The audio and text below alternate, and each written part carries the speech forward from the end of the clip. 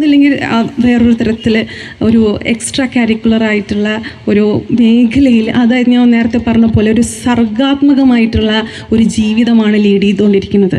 ഈ പരിപാടി നമ്മുടെ ഈ ഉദ്ഘാടന സെഷനിൽ ഉദ്ഘാടനം നിർവഹിക്കുന്ന ഈ ലാഞ്ചി എന്ന് പറയുന്ന പരിപാടിയുടെ അതിൻ്റെ പൂർണ്ണമായ വിവരങ്ങൾ താജ് അതിൻ്റെ കോർഡിനേറ്റർ നൽകും. ഞാൻ ഈ മാസം 24-ാം തീയതി സംഘടിപ്പിച്ച ഒരു മേഖലാ ശില്പശാല ഒരു ദിവസം മുഴുവൻ സെക്രട്ടറി സൂചിപ്പിച്ചതുപോലെ ഇരുന്ന് അടുത്ത ഒരു വർഷക്കാലം നടത്താനിരിക്കുന്ന പരിപാടികളെ പറ്റി ഒരു പദ്ധതി സംസാരിക്കുമ്പോൾ പെട്ടെന്ന് ചോദിക്കും പൊന്നാനിക്കാരനാണ് അല്ലെങ്കിൽ മലപ്പുറത്തുകാരനാണ്. നമുക്ക് അഭിമാനമുണ്ട്, കാരണം നമ്മളെല്ലാം ഷോർട്ടാണ്, വളരെ ചെറുതാക്കുക, കാര്യങ്ങളെ പെട്ടെന്ന് ചേർക്കുക എന്നുള്ള അർത്ഥത്തിലാണ് പൊന്നാനിക്കാരെന്നുള്ളത്. അപ്പോൾ ബാബുവിനെ പറ്റി, ബാബുവിൻ്റെ ചിത്രപ്രദർശനത്തെ പറ്റി ഇവിടെ പറയാമെന്ന് പറയുന്നത് ഒരു അധിക പ്രസംഗമായിട്ടാണ് എനിക്ക് സത്യത്തിൽ തോന്നുന്നത്. ചെറിയൊരു വാക്ക് കൂടി ചേർക്കാം. ഞാൻ എപ്പോഴും ആലോചിക്കുന്ന ഒരു ആർട്ടിസ്റ്റാണ് വിൻസെന്റ് വാൻ ഗോഗ് എന്ന് പറയുന്ന ആള്. ചിലപ്പോൾ അദ്ദേഹത്തിന്റെ ചിത്രത്തെക്കാൾ കൂടുതൽ അദ്ദേഹം കടന്നുപോയ വഴികളെ കുറിച്ചാണ് കൂടുതൽ ആലോചിക്കാറുള്ളത്. മിത്ര ഡയമണ്ട്സ്, താഴെപ്പാലം, തിരൂർ. നേത്ര സംരക്ഷണത്തിന് നമ്മുടെ അഹല്യ ഫൗണ്ടേഷൻ ഐ ഹോസ്പിറ്റൽ, കേരളത്തിൽ എല്ലായിടത്തും. Family wedding centre, Kunnamangalam, Vadakara, Manjeri, Meppadi, Tirur, Perinthalmanna and UAE. ഈ യാത്രയിൽ ചില ആളുകൾ നമ്മളെ കൂടെ ചേരും, ചിലർ വഴിയിൽ ഉപേക്ഷിക്കും. പക്ഷെ എങ്ങനെയായാലും മനുഷ്യൻ എന്ന നിലയ്ക്ക് നമുക്ക് ഈ യാത്ര തുടരേണ്ടതുണ്ട്. അതിന് പല കാരണങ്ങളിൽ ഒരു കാരണമാണ് ചിലപ്പോൾ നമ്മൾ ഇവിടെ കൂടിയിരിക്കുന്നത്. എനിക്ക് തോന്നണ പൊന്നാനി ഒരുപാട് പ്രശസ്തരെ കൊണ്ട് നിറഞ്ഞിരിക്കുന്നൊരു നാടാണ്, പ്രത്യേകിച്ച് സാഹിത്യ മേഖലയിൽ. എന്നാൽ അതുപോലെ തന്നെ ഇന്ത്യയിൽ ആകമാനം അറിയപ്പെടുന്ന ഒരുപാട് വിഷ്വൽ ആർട്ടിസ്റ്റ് എന്ന് പറയുന്ന ആളുകൾ ഉണ്ടായിട്ടുള്ള നാട് കൂടിയാണ് പൊന്നാനി. എനിക്ക് തോന്നുന്നത് ഞാൻ ഈ ഒരു സദസ്സിൽ ഇത് പറയാതെ പോയിട്ടുണ്ടെങ്കിൽ ശരിയാവില്ല എന്നുള്ളത് കൊണ്ട് കൂടിയാണ് ഇത് പറയുന്നത്. എനിക്കറിയാം അധികം കേൾക്കാൻ നമുക്ക് ആർക്കും ക്ഷമ കാണില്ല എങ്കിൽ. അതിൽ പ്രധാനപ്പെട്ട 1-2 പേര് മാത്രം ജസ്റ്റ് ഇവിടെ സൂചിപ്പിക്കാം. ഒന്ന് KP കൃഷ്ണകുമാറാണ്, വേറൊന്ന് TK പത്മിനിയാണ്, വേറൊരു പേര് KCS പണിക്കരാണ്. പിന്നെ അതിനുശേഷം നമുക്ക് പറയാവുന്നത് ആർട്ടിസ്റ്റ് നമ്പൂതിരിയാണ്. അങ്ങനെ ഒരുപാട് ആളുകൾ, ഇത് നമ്മൾ പ്രത്യക്ഷത്തിൽ അറിയുന്ന ആളുകൾ, പരോക്ഷമായി ലോകത്തിന്റെ വിവിധ തലത്തിൽ കലാപ്രവർത്തനം നടത്തുന്ന ഒരുപാട് പൊന്നാനിക്കാരുണ്ട്. അതിന് ഏറ്റവും വലിയ ഒരു എക്സാമ്പിളാണ് നിങ്ങളൊക്കെ തന്നെയും. നിങ്ങൾ ഈ മുന്നിലിരിക്കുന്നത് നിങ്ങളുടെ ഉള്ളിലുള്ള ഒരു സർഗാത്മകത തന്നെയാണ് എന്നാണ് ഞാൻ വിശ്വസിക്കുന്നത്. അപ്പം സാഹിത്യം മാത്രമല്ല നമ്മളെ ഒരു സർഗാത്മകതയുടെ ഒരു ഉറവിടം. നിങ്ങൾ സാഹിത്യം വായിക്കുന്നത്, അതുമാതിരി കല, അതായത് ചിത്രം വരയ്ക്കുന്നത് മാത്രമല്ല സർഗാത്മകത, അത് ആസ്വദിക്കുന്നത്, അത് കണ്ട് ആസ്വദിക്കുന്നത് അതും ഒരു സർഗാത്മകതയാണ് എന്നാണ് ഞാൻ വിശ്വസിക്കുന്നത്. അപ്പം നമുക്കറിയാലോ, ഈ പുസ്തകങ്ങൾ, ചിത്രങ്ങൾ കണ്ടിട്ട് അതിൽ നിന്നും ഇൻസ്പയർ ചെയ്തിട്ടാണ് നമ്മൾ ഇംഗ്ലീഷ് പോയറ്റ്, റൊമാൻറ്റിക് പോയറ്റായിട്ടുള്ള കീറ്റ്സ് ഓഡോണി ഗ്രഷ്യനാണ് എന്നുള്ള പോയം എഴുതിയത്. കാരണം ആ ചിത്രം അദ്ദേഹത്തിൽ ഉണ്ടാക്കിയിട്ടുള്ള ആ ഒരു അനുഭൂതിയാണ് അദ്ദേഹം ഒരു കവിതയാക്കിയിട്ട് അവതരിപ്പിച്ചത്. പക്ഷേ അതപ്പോൾ അദ്ദേഹം റിയാലിറ്റി, ഒരു യാഥാർത്ഥ്യത്തിനെയാണ് അദ്ദേഹം ഒരു കവിതയാക്കി അവതരിപ്പിച്ചത്. പക്ഷേ ഓർഹാൻ പാമുക്ക് എന്നുള്ള ഒരു റൈറ്റർ, ടർക്കിഷ് റൈറ്റർ ഉണ്ട്. അദ്ദേഹം ഈ അടുത്ത കാലത്ത് അദ്ദേഹത്തിന് നോബൽ പ്രൈസ് ഒക്കെ കിട്ടിയിട്ടുണ്ട്. അദ്ദേഹം എന്താ ചെയ്തത് വെച്ചാൽ നേരെ മറിച്ചാണ് ചെയ്തത്. അതായത് അദ്ദേഹത്തിൻ്റെ ഭാവനയിൽ ഒരു മ്യൂസിയം ഉണ്ടായിരുന്നു, ഭാവനയിലാണ് മ്യൂസിയം ഉണ്ടായിരുന്നത്. ആ ഭാവനയിൽ കണ്ട മ്യൂസിയത്തിനെ അദ്ദേഹം റിയാലിറ്റിയിലാക്കി എന്നുള്ളതാണ്. ഭാവനയ്ക്ക് അനുസരണമായിട്ട് അദ്ദേഹം ഒരു മ്യൂസിയം ഉണ്ടാക്കിയെടുത്തു. ചെന്നായിയുടെ അഭിപ്രായത്തിൽ വളരെ സുഖമായിട്ടുള്ള ജീവിതമാണ് ആർക്ക്, ഈ വീട്ടിൽ വളർത്തുന്ന നായ്ക്കുള്ളത്. കാരണം അദ്ദേഹത്തിന് ഈ നായ്ക്ക് എന്തുണ്ട്, കറക്റ്റ് സമയത്തിന് ഭക്ഷണം കിട്ടുന്നുണ്ട്. ചെന്നായ്ക്കാണെങ്കിൽ ഒരുപാട് അലഞ്ഞു തിരിഞ്ഞിട്ടാണ് ഭക്ഷണം കിട്ടുന്നത്. അതും തന്നെ ഭയങ്കരമായിട്ടുള്ള ഈ ശത്രുക്കളൊക്കെ ആക്രമിക്കുമോ എന്നൊക്കെയുള്ള ഒരു ഭയത്തിൽ, തീരെ ഒരു കംഫർട്ട് അല്ലാത്ത സിറ്റുവേഷനിലാണ് ചെന്നായ്ക്ക് ഭക്ഷണം കിട്ടുന്നത്. പക്ഷെ നായ്ക്കാണെങ്കിൽ കറക്റ്റ് സമയത്തിന് കിട്ടുന്നുണ്ട്. അപ്പോൾ അങ്ങനെ നായ പറഞ്ഞു ഇങ്ങനെയൊക്കെയാണ്, എനിക്കിവിടെ ഭയങ്കര സുഖമാണ്, അപ്പം ഇങ്ങടേക്ക് വരൂ നിൽക്കാമെന്ന് പറഞ്ഞു. അങ്ങനെ ഒരു ദിവസം നായൻ്റെ അടുത്ത് പോയ സമയത്ത് നല്ല ഭക്ഷണം, ഇറച്ചിയും ചോറും ഒക്കെ കറക്റ്റ് സമയത്തിന് കിട്ടുന്നുണ്ട്. പക്ഷേ നായയുടെ കഴുത്തിൽ ഒരു വടം ഉണ്ട്, ഒരു ചങ്ങല കിടക്കുന്നുണ്ട്. അപ്പം ചെന്നായ പറഞ്ഞു കണ്ടിട്ട്, എനിക്ക് കറക്റ്റ് സമയത്തിന് ഭക്ഷണം കിട്ടിയില്ലെങ്കിലും വേണ്ടില്ല, ഈ ചങ്ങല ഇട്ടിട്ട് എനിക്ക് ജീവിക്കാൻ കഴിയില്ല എന്നുള്ളത്. കാരണം അവിടെ അതിജീവന സാധ്യത ഭയങ്കര കൂടുതലാണ് നായയ്ക്ക്. പക്ഷെ എന്നിരുന്നാലും ചെന്നായ കാട്ടിലേക്ക് പോവുകയാണ് ചെയ്യുന്നത്. കാരണം എന്താണ്, അവിടെ അതിജീവിക്കാൻ കുറച്ച് റിസ്ക് ആണെങ്കിൽ കൂടി അവിടെ സ്വാതന്ത്ര്യമുണ്ട്.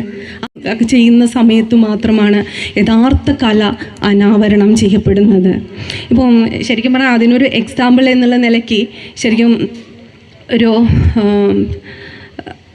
ഒരു പ്രസിദ്ധനായിട്ടുള്ള ഒരു എഴുത്തുകാരൻ ഉണ്ടായിരുന്നു, ഡേവിഡ് കെ ഫിലിപ്പ്. അദ്ദേഹത്തിൻ്റെ ഒരു ഫേമസ് ആയിട്ടുള്ള ഒരു ഷോർട്ട് സ്റ്റോറി ഉണ്ട്. ആ ഷോർട്ട് സ്റ്റോറിയിൽ അദ്ദേഹം പറയുന്നത് എന്താ വെച്ചാൽ, ആ ഷോർട്ട് സ്റ്റോറി ഇപ്പോൾ അടുത്ത കാലത്ത് സിനിമയായിട്ട് വന്നിട്ടുണ്ട്. ആ ഷോർട്ട് സ്റ്റോറീൻ്റെ പേര് ദ അഡ്ജസ്റ്റ്മെൻറ്റ് ബ്യൂറോ എന്നുള്ള ഒരു ഫിലിമായിട്ടാണ് വരുന്നത്. അഡ്ജസ്റ്റ്മെൻറ്റ് ടീം ആണ് കഥേൻ്റെ പേര്. അപ്പോൾ 2008 അത് സിനിമയാക്കി. അപ്പം അതിൽ ഡേവിഡ് ഹാരിസ് എന്ന് പറഞ്ഞിട്ടുള്ളൊരു നായകൻ ഉണ്ടായിരുന്നു. അപ്പോൾ ആ നായകന് US സെനറ്റിലേക്ക് മത്സരിച്ചു. അപ്പോൾ അടുത്ത് പ്രസിഡൻ്റ് ആവും. അപ്പോൾ പ്രസിഡൻ്റ് ആവുമ്പോഴേക്ക് എൻ്റെ ഒരു ഇമേജ് ഡെവലപ്പ് ചെയ്യണം. അപ്പോൾ ആ ഇമേജ് ഡെവലപ്പ് ചെയ്യണം എന്നുള്ള രീതിയിൽ അദ്ദേഹത്തിൻ്റെ ചുറ്റും ഒരു അഡ്ജസ്റ്റ്മെൻറ്റ് ടീം ഇങ്ങനെ ചുറ്റിപ്പറ്റി നിൽക്കുകയാണ് ചെയ്യുന്നത്. അപ്പം അദ്ദേഹത്തിന് പെട്ടെന്നൊരു പ്രണയം, ഒരു ഡാൻസറായിട്ടുള്ള ലാസി എന്ന് പറഞ്ഞിട്ടുള്ള അവരോട് പ്രണയം ഉണ്ടാവുകയാണ് ചെയ്യുന്നത്. അപ്പോൾ ആ പ്രണയത്തിലേക്ക് അദ്ദേഹം കടക്കുന്നതിന് മുമ്പേ ഈ അഡ്ജസ്റ്റ്മെൻറ്റ് ടീം വന്നിട്ട് ഇയാളോട് പറഞ്ഞു, നിങ്ങൾ ഇങ്ങനെ പ്രണയിക്കാനൊന്നും നിൽക്കരുത്, കാരണം നിങ്ങൾക്ക് അമേരിക്കയിൽ പ്രസിഡൻ്റ് ആവേണ്ടതാണ്. അപ്പോൾ നിങ്ങൾ പ്രണയിച്ച് കഴിഞ്ഞാൽ അതൊക്കെ ഭയങ്കര ബുദ്ധിമുട്ടായിരിക്കും. പിന്നെ അവരുടെ ഒരു ഡാൻസിലുള്ള ഒരു ഡെഡിക്കേഷനൊക്കെ നഷ്ടപ്പെടും. അപ്പോൾ അതുകൊണ്ട് നിങ്ങൾ പ്രണയിക്കാതിരിക്കുകയാണ് നല്ലതെന്ന്. പക്ഷേ അപ്പോഴാണ് അദ്ദേഹം ചിന്തിച്ച് തുടങ്ങിയത്, അപ്പം എന്നെ ബന്ധപ്പെട്ട് എനിക്ക് അധികാരങ്ങൾ എത്താൻ പല രീതിയിലുള്ള ഒരു കെട്ടുപാടുകൾ എന്നെ ഇങ്ങനെ വിലക്കിക്കൊണ്ടിരിക്കുകയാണ്. അപ്പം ഈ വിലക്കുകൾ നീക്കിയിട്ട് തന്നെ എനിക്ക് മുന്നേറാൻ പറ്റുള്ളൂ. അതുകൊണ്ട് തന്നെ അദ്ദേഹത്തിൻ്റെ പ്രണയം എന്നുള്ള സർഗാത്മകമായി സഞ്ചരിച്ചു കൊണ്ട് തന്നെ എങ്ങനെ പ്രസിഡൻ്റ് ആവാമെന്നാണ് അദ്ദേഹം പിന്നീട് ചിന്തിക്കാൻ തുടങ്ങിയത്. നീങ്ങിക്കൊണ്ടിരിക്കുന്ന ആ ഒരു അവസ്ഥയെ അതുപോലെ ഉൾക്കൊണ്ടുകൊണ്ട് ആണ് നമ്മൾ കലയെ കാണേണ്ടത് എന്നാണ് എനിക്ക് പറയാനുള്ളത്. അപ്പോൾ ഞാൻ കൂടുതലും ഇങ്ങനെയുള്ള കാര്യങ്ങൾ പറയുമ്പോൾ കൂടുതൽ നമ്മൾ ഈ പഠിപ്പിക്കുന്ന അധ്യാപിക ആയതുകൊണ്ട് കുറേ കൊട്ടേഷൻസൊക്കെ ഇടയ്ക്കിടയ്ക്ക് വരും. അതിൻ്റെ ഒരു പ്രശ്നമുണ്ട്. പിന്നെ നമ്മളിപ്പം ഈ കലയുടെ പ്രയോജനങ്ങൾ എന്ന് പറയും, അതായത് കല യൂസസ് ഓഫ് ലിറ്ററേച്ചർ എന്നുള്ള ഒരു വർക്കിൽ വളരെ ഫേമസ് ആയിട്ടുള്ള ഫെമിനിസ്റ്റ് തിയറിസ്റ്റ് റിത ഫെലിൻസ്കി പറയുന്നുണ്ട്.